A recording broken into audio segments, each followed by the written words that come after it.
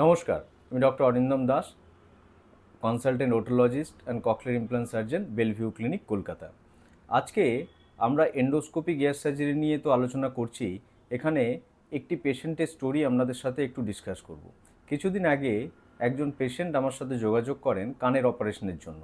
কানের পর্দায় ছিদ্র রয়েছে এবং তার অপারেশন করতে হবে, এবং সমস্ত জায়গাতেই তার ক্ষেত্রে মেন একটা জিনিস অন্তরায় হয়ে দাঁড়াচ্ছিল, যেটা হচ্ছে যে কানের পেছনে বা কানের পাতা কেটে অপারেশন করা তিনি একদমই হচ্ছে যে রাজি নন, এবং সেই জন্যই তিনি অনেক দিন ধরেই এই অপারেশনের ভয় বলুন বা ভীতি বলুন, অপারেশন করিয়ে উঠতে পারছিলেন না।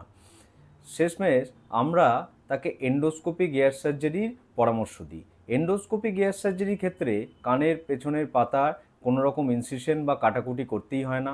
কানের ভেতর দিয়ে তার এই অপারেশন করা হচ্ছে যে সম্পূর্ণভাবে সফলভাবে হচ্ছে যে করা সম্ভব, এবং এই পেশেন্টটির ক্ষেত্রেও কানের পর্দা রিপেয়ার করা হয় সম্পূর্ণভাবে না কেটে, এবং কোনো জায়গায় ইনসিশন বা ছুরিকাচি হচ্ছে যে না লাগিয়ে, এবং 1 সপ্তাহ থেকে 2 সপ্তাহের মধ্যে তার কানের পর্দা ধীরে ধীরে হচ্ছে যে জুড়ে যায়, এবং এখন তিনি তার দৈনন্দিন জীবনে ফিরে গেছেন, নর্মাল কাজকর্মও হচ্ছে যে জয়েন করেছেন।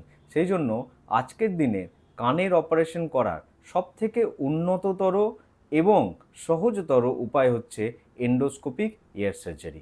নমস্কার।